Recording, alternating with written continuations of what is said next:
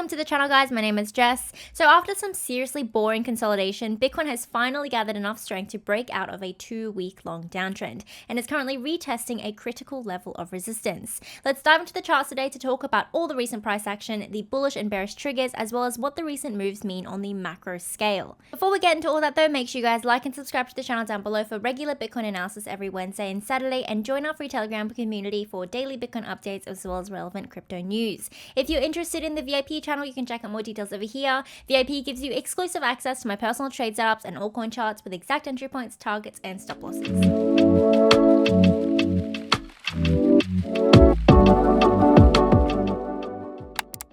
Alrighty guys, as per usual, before we get into any sort of price action analysis and talk about any sort of future potential scenarios, first thing we need to do is talk about the current price action and the context of that price action. So for those of you who don't know, for the last 2 weeks, Bitcoin was in a symmetrical triangle formation. We had our downtrending compression from our range high over here at $72,000, right? We were in this downtrend for 2 weeks, and we had our uptrending compression all the way from the retest of $57,000. So we had a very high time frame month-long uptrend over here. And as you guys can expect, over the last couple of days, as we approached the apex of this symmetrical triangle, the price action was starting to get very, very dull. But on Monday morning or Monday night, I think, on the 3rd of June, we finally started to get the very first signs of the breakout. So going back to the 3-hour time frame, we can see that breakout just over here. So the corresponding RSI downtrend was broken out of, and it suggested a positive shift in momentum. And after that shift, we did end up rallying. So we bounced on our month-long uptrend over here, and Bitcoin has since broken out of the downtrend and rallied 4%. We actually caught this entire move in the VIP trading channel, so if you haven't checked it out, you should definitely do that. If you're into trading, it's a very good channel for that. So moving back into the price action, we can see that first of all, we've had confirmation of the break because we've had that candle close above the trend line, but also we were able to break through this local high over here, or the third lower high on the downtrend. We had the first one, second one, the third lower high here. We closed a candle above that third lower high, suggesting a change in the trajectory of the short time frame price action, right? We developed an uptrend, and we are currently retesting a key level of resistance over here, corresponding to that second high at $70,700. So let's dive into the price action and talk about the bullish triggers, right? The bearish triggers and what they mean on the macro charts. Before we get into any more analysis, guys, let's hear a quick word from our sponsor, Bitunix. Bitunix is an emerging cryptocurrency exchange committed to providing you with a secure, convenient, and highly functional trading and investment platform. Available across all countries as a non-KYC exchange, get global access to over 150 trading pairs with minimal fees on both spot and futures contracts. Join today to get $5,500 in sign-up rewards and get 15% off all of your trading fees by signing up using the link in my bio or by using the code 1GG3 when you create your account. So starting off with the short time frame and the bullish case scenario on the smaller time frames, the key levels that we have are quite clear, right? We can see them with the liquidity swings indicator over here, or just by looking at the prior levels that were established in this recent downtrend. So the very first thing that we needed for the short time frame bullish reversal, we've already had the establishment of a candle close above this low over here, or this high over here, sorry, at 69,500. So that tells us we are having a bullish reversal on the short time frame. So we've established that. And while we remain above 69,500, we know that on the short time frame, we are in an uptrend because we've broken out of this pattern of establishing these lower highs. And for the first time in this 2-week period, we are establishing a higher high, right? Whether that be here or over here, doesn't really matter. We've established this level as a base of support right now. So the very first thing we needed has been done. Now, the next thing we need to see is the validation for a bullish continuation. And in that bullish continuation, the target that we have is our range high over here at $72,000. So what's going to tell us that we're going to get that bullish continuation to this range high over here? That's going to be this next level of resistance, or the end of the liquidity zone here at 70,700. So we can see that on the liquidity swings algo. We can see the candle close was at 70,200, and that's currently acting as a little level of support right now. But in order to get the trigger for a continuation upwards to test these ranges, we need to get a candle close on the 3-hour, 4-hour time frame above this level here at $70,700. So that's the bullish case scenario. Essentially though, the two main trigger points that we have on this chart here on the short time frame are $70,700, this level over here, the end of the liquidity zone, and $69,500, the local high over here that we've just broken above. So that's the bearish continuation scenario, and that is the bullish continuation scenario. Whatever happens in between, whether or not we end up getting that immediate candle close right now or we go and bounce first, it doesn't really matter as long as we hold this level over here. So what happens if we don't hold that level? What happens if we fall below 69,500? Well, obviously the first thing that the price is going to do is move to the next key level of support. And the most recent one that we have just established as a base of support that has been holding quite strong over the last couple of days is $69,000. Right, so in that circumstance, when we move to $69,000, it's important to remember that yes, the short time frame isn't looking so good anymore. Obviously, that's pretty bad move, right? It's a couple percent, and it is probably quite unexpected because we've just established a short time frame support here at 70,200. It's looking quite good, yada yada. But if we do get that move, it's important to remember that the high time frame macro uptrend, the month-long uptrend that we've had for the last, however long, is still intact, even if we move down to $69,000. So let's just extend that for a little bit. Go back to the short time frame so we can see a little bit better. Right, we can see that as long as the price remains above this level over here over the next couple of days, all the way up till Friday the 7th of June, remains above 69k support, we're still above the uptrend. So while the short time frame trajectory isn't as aggressive anymore, isn't as bullish anymore, the high time frame is still intact. The high time frame macro trajectory of going upwards is still intact.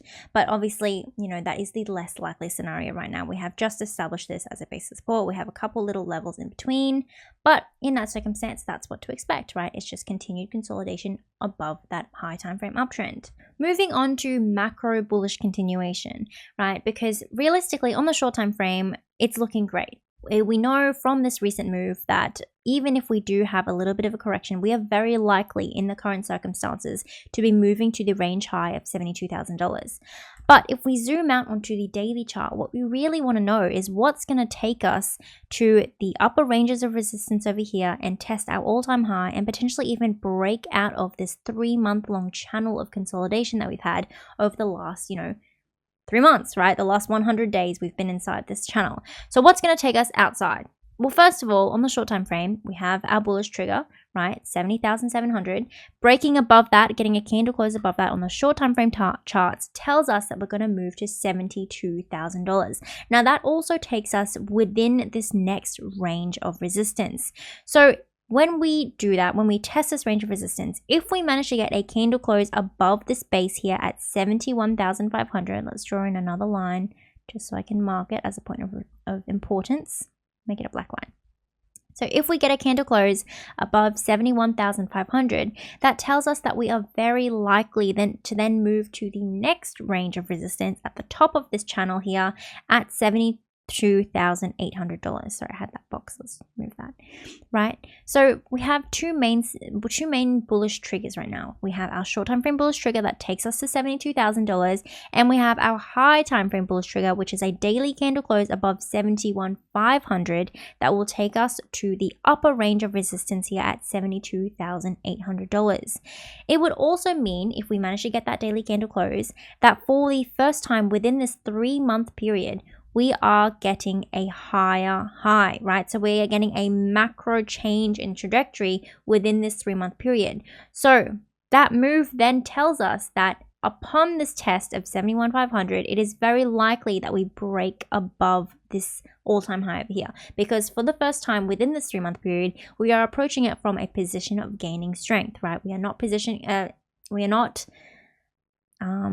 testing it from a position of, decreasing strength, lower lows, lower highs, that kind of stuff. So those are really good signs, and it really hinges on this daily candle close and what happens as we approach this range high over here. So short time frame charts looking great. High time frame charts, there's still a little bit more to be said and a little bit more we need to see. Now let's move on to the bearish case scenario and what's going to completely invalidate all of this price action. So naturally moving back into the short time frame charts, the bearish case scenario is going to be validated by a loss of our high time frame uptrend over here. Right, because when we do that, not only have we lost a month-long uptrending support, but we've also lost our key support level here at $69,000, which tells us that if we move back to the weekly chart for a moment, that we've moved back into this high time frame range of resistance from $69,000 to 65.5. So falling back below $69,000 after losing such a strong uptrend tells us that we have a very high likelihood of falling below to retest $67,000, the next base of support, and $65,000 all the way down over here. Right, and that is a pretty big reversal for Bitcoin, and that would be pretty devastating. So that's going to be the bearish validation for that, is the loss of that uptrend, and being such a high time frame uptrend. I think to really confirm the loss of, I think we would need to see at least a 12-hour candle close. Fluctuations are probably pretty normal, particularly since we're approaching such key levels of resistance in the upper ranges of this channel. Really strong resistances over here. Obviously, we might get some deviation. That's pretty natural, but that candle close below $69,000 and this uptrending support over here, that is going to be a sign for a macro bearish reversal and potentially a move to these lower levels over here down to $65,000. Now, before I wrap up this video, I do really quickly want to go ahead and talk about altcoins and total altcoin market cap because it's in a pretty critical position right now. And in my last video, we were sitting around this level over here. We were just barely above this key threshold over here at 650 billion. So there are a couple key levels on the altcoin market cap chart. Essentially this bottom one at 600 billion being the base threshold for a lot of altcoins, all-time lows, and like the bull bear trigger for altcoins, right? Generally, when we break above that level, we can see that altcoins are starting to be accumulated again. We've exited the most of the bear market, right, with altcoins. Now, the next key level over here, this represents some yearly support levels that we've established along the accumulation phase. So generally staying above this level is a very good sign for altcoins. Especially the ones that haven't rallied yet. A lot of them are on these yearly support levels and just waiting for their time.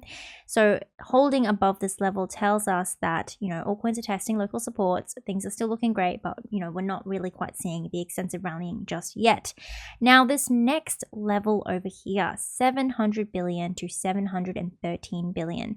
This level represents a key resistance for a lot of altcoins, like high time frame resistances, and like trigger points for a lot of altcoins. Moving above this level here really signals that altcoins are about to enter their season, the altcoin season, where they do parabolic rallying, move to their all-time highs, all that sort of behavior. So this key level right now is very good to watch out for.